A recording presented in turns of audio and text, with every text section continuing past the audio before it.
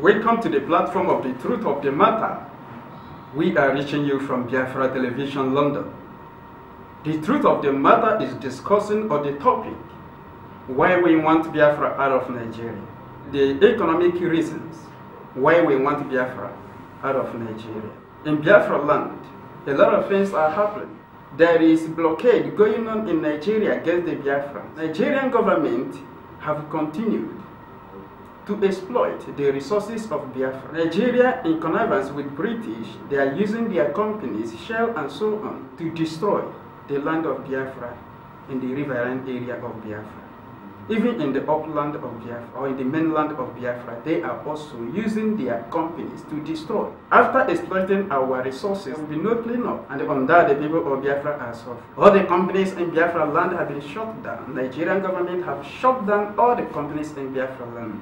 Those of them from Biafra who graduated from the high institutions in Biafra, they will not see jobs. The people of Biafra are suffering and they're running away from Biafra land due to economic marginalization coming from the Nigerian government against the Biafrans. So the truth of the matter is discussing on this topic, and I am here with Mr. Carl Agu. Mr. Carl is going to tell the world exactly why we want Biafra out of Nigeria. And Mr. Carl, so many things are happening, and I know that you are in Biafra. So many things are happening in your own land. You have many companies in Biafra land. You have resources. After the war, there was no restructuring of those things Nigeria destroyed. Instead of, they took the spoils of the war. So what do you have to tell the world as the reason why we want Biafra out of Nigeria? In the economic sense, the Biafran people want to exit from Nigeria, because if you take your mind back to 1960s, after the independence, you will discover that we practice what they call regionalism. Yes, regional government. Whereby every region have the prerogative to steer her own affairs and control her economy.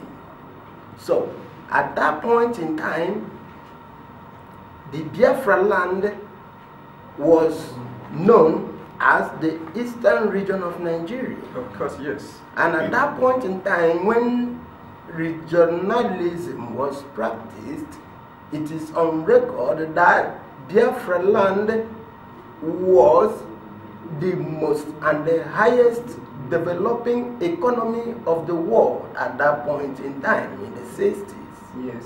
So, after the war in 1970, the successive Nigerian government has succeeded in implementing policies that were geared toward the strangulation of the businesses of the indigenous people of Biafra. First, after the war, there was what they call indigenization policy.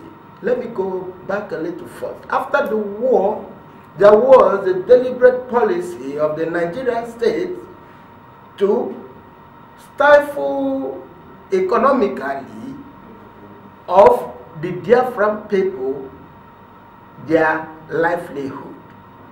After the war, everybody, every Biafran was given the sum of £20 only, despite the amount that you may have had in your account prior to the war itself. Then, after giving us only £20, now they decided to sell shares of the multinational companies that are exploiting the resources in our land. By selling these shares, economically, it is to stifle the people of Biafra, because we do not have the money to participate in buying of these shares from the multinational companies. That is to say that we have been economically removed from the equation. That was the first policy that they did in order to make sure that the people of Biafra are enslaved economically. Thank you very much, Mr. Kalabu. After the war, the Nigerian government, in fact, they took our money. Yes. And what they did, we all know that it is against humanity, because when you take what belongs to people and you make them to suffer, you make them to face shelter and so many other things. Are you getting me? You make them not to train their children in the schools. You make them not to have a good living. It is against humanity. What Nigeria did. It is called stealing. I would like to give a definition under the law. Yes. The law defines stealing as an act of taking something that does not belong to you, which belongs to someone else, with the main intention of keeping it permanently for yourselves, and thereby depriving the owner of his ownership. That is stealing. And what the Nigerian government did immediately right after the war was to steal the wealth, a monetary value of the Biafrans. Let us not talk about the property. Let us not talk about the property. Mr. Kalabu, there are also so many other issues. You just laid the foundation of what is happening to Biafrans in Nigeria, and the economic point of view, what is happening to Biafrans in Nigeria. Now, presently, we have issues of economic or exploitation of resources, taking the resources from Biafra land for no gain. Instead of, they will destroy the land, they will destroy the aquatic ecosystem of the Biafra land on the riverine, especially the riverine area. They will destroy the aquatic ecosystem. Do you have anything to say? Well, in this regard, I will tell you that the murderous Nigerian state is occupying Biafra land. Why? Because of economic reasons. Now, they levied the war on Biafra people because of oil interest. First, it is the oil interest of the British, and in extension for the Fulani, those that killed Aguiyi-Ironsi. They took over the affairs of Nigeria and distributed the oil wells, which is in Biafra land, to themselves as individuals. So, thank you very much, Kalabu. So, Mr. Kalabu, we are talking about the exploitation of Biafra resources, and the Nigerian government, instead of, they will marginalize, they will destroy, they will kill the people of Biafra all over the Biafra land, both upland and the riverine side. So, what do you have to tell the world in this regard?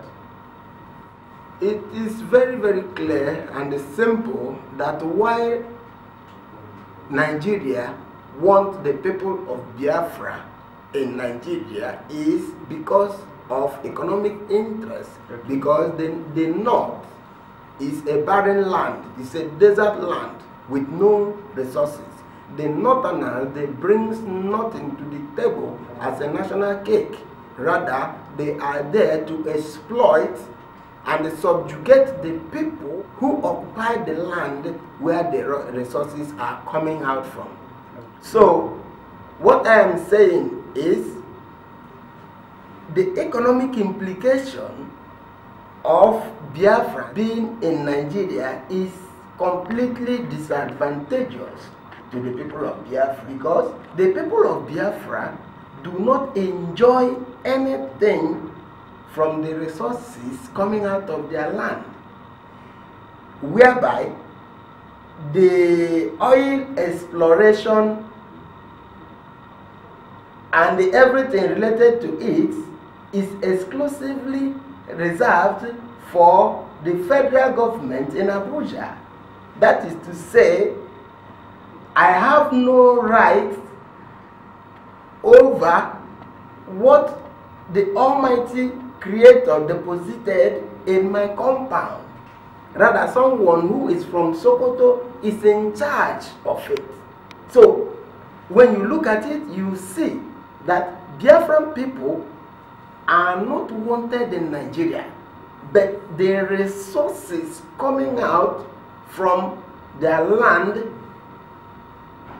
is needed by Nigeria to the extent that they could do anything to make sure that they retain the resources that they are exploiting from our land.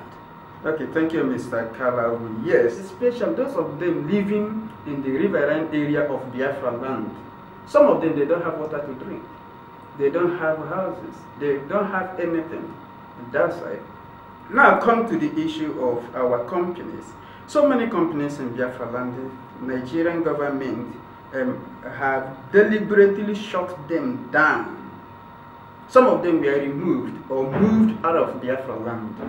So now, do you have anything to tell our audience as to reason why Nigerian government is moving the companies in Biafra land to another region of Nigeria and they left nothing?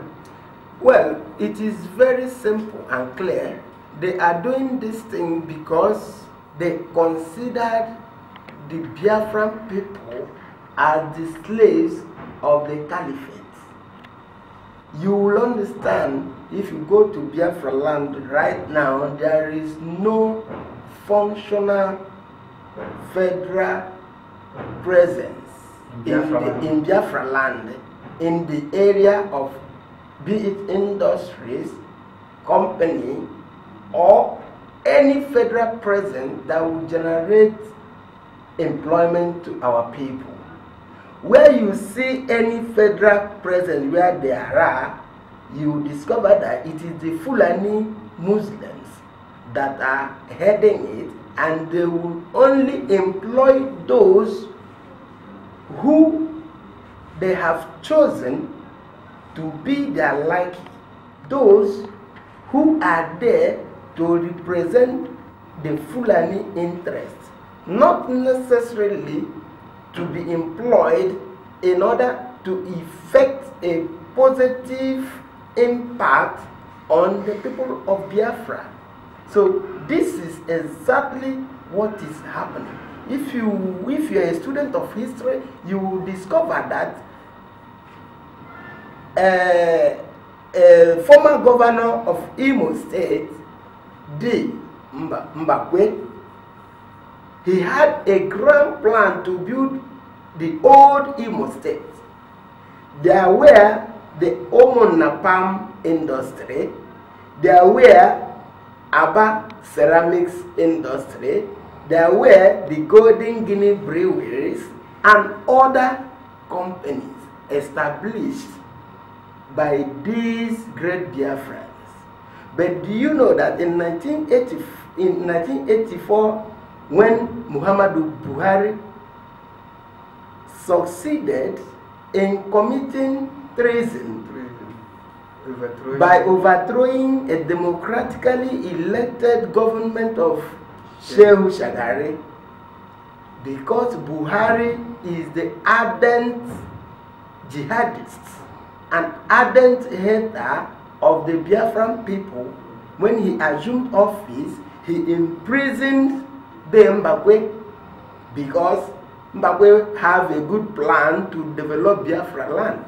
So he imprisoned him and he installed a Fulani disguised Igbo man in the name of Omar Sanda Ike Nwachukwu. Thank you very much. Omar Sanda Ike Nwachukwu was part of those who slaughtered our people in Asaba massacre. So he was installed in order to destroy all the good industries that Mbakwe has already established in old Imo State. Yeah, Mr. Kala, thank you very much. Yes, we have established the fact that Muhammad Buhari in 1980s removed a competent governor of Imo State and installed his own person to do his own agenda at that time. So right now, they are shutting down and removing the industries in Biafra land to other locations. What is their sole aim of doing that? The sole aim is very, very simple and clear. They want a situation whereby when the Biafrans succeeded after suffering in their universities, in their academics, when they are out, for them to be employed, there will be no industry to employ them. And because of that, they will leave, go outside the country. When they go outside the country, it means the Fulanis, they will have a field day to exploit our resources, to take over our land and take our women. And our men have already run out of the country. Nobody will challenge them. So yes, it is a grand conspiracy. If you look at it at this present time, you discover that Ibeto industry, he was systematically removed from business because it is a deliberate government, successive Islamic government policy to make sure that nobody from Biafra land will be a giant in economic sector of the contraction called Nigeria.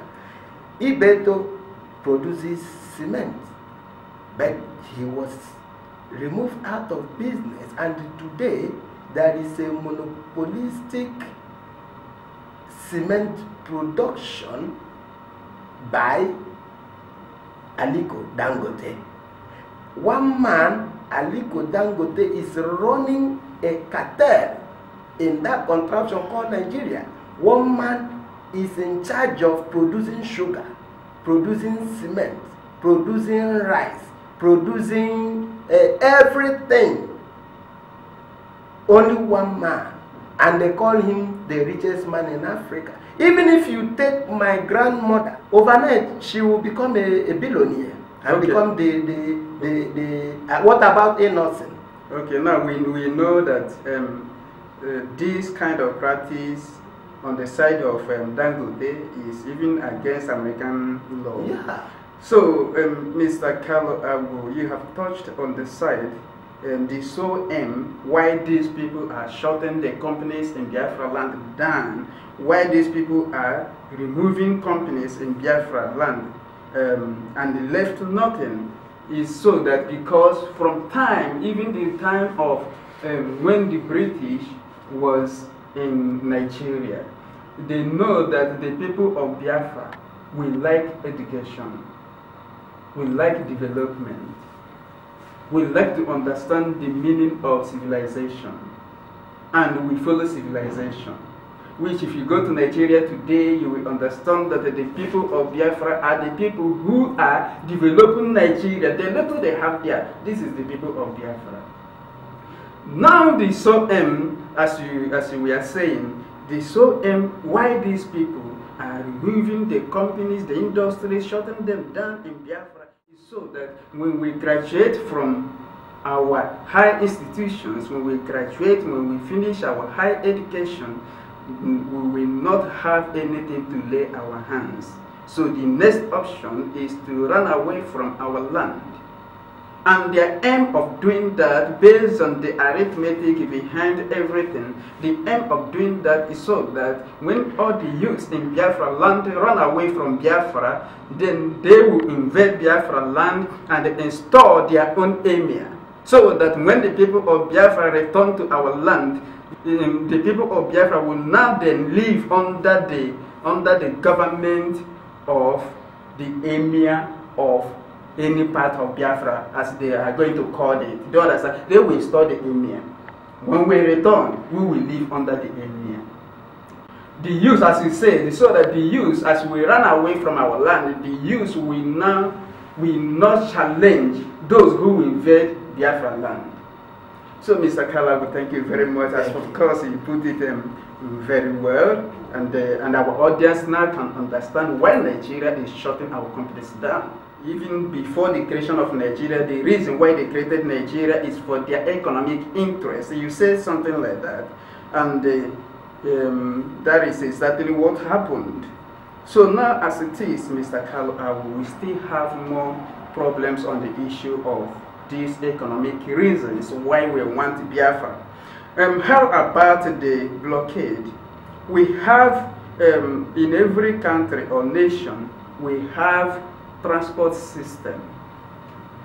In this transport system, we have air, land, and the sea. So on the side of Biafra, sea or water surround the land of Biafra. What they talk about on the issue of international airport, seaport, and so on? What do you say? This aspect of this discussion is very, very important in the sense that in Biafra land you don't have any standard federal presence in our land, as I have mentioned earlier. Yes, you said it. Could you imagine that the Atlantic Ocean surrounds Biafra land? Yes. Could you imagine that there is also internal waterways in Biafra land? Yes. But as it is, there is no seaport anywhere within the territory of Biafra. A situation whereby there is the Atlantic Ocean surrounding all Biafra land, in Iguacha, Port Harcourt, in Cross River, Calabar, Eket, even the River Niger could be dredged and there would be seaport. But could you imagine that you have to transport all the way to Lagos in order to clear my goods? And while clearing the goods, you see lots and lots of checkpoints of the customs services extorting money from you before you arrive your final destination in Biafra land. This is an economic blockade that was strictly and subtly implemented in order to enslave the people of Biafra forever. What about a land seaport that they have built in Kaduna? There is no sea in Kaduna. Kaduna is almost a desert, but they have built a seaport whereby when you clear your goods in Lagos, they take it to Kaduna. From Kaduna, from Abad, you go to Kaduna to clear your goods in Kaduna before you take it to Biafra land. And while going, you see checkpoints, police, army, and the customs extorting money from Biafrans at every checkpoint. So these are orchestrated plans by the Fulanis in order to make sure that they keep the Biafran people to slavery in perpetuity. Thank you very much, Mr. Kala. Thank you. Yes, on the transport system of Nigeria, which we all know, to support the economy of any nation or every nation or any country in the world, to support the economy, transport system contributes a lot to the economy of a country. You bring the issue of land, sea, and the air. They contribute a lot. There is no sea in Kaduna. They build port there. So come to Biafra land. Why they are doing is so that the people of Biafra will move their own companies or establish their own companies where they can easily get their goods at the port, just to put the people of Biafra down, just to make sure that our economy is down, just to make sure that the people of Biafra will run away from our land, just to make sure that the people of Biafra will be in policy Nigerian government disposed on the people of Biafra to make sure that we are down as a people. According to Mr. Kalabu, the sole aim of doing this is to enslave the people of Biafra perpetuity.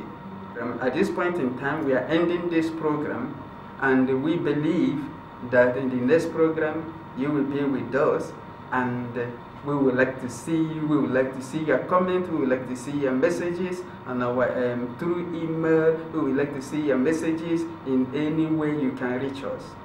This is the truth of the matter. Thank you for being with us.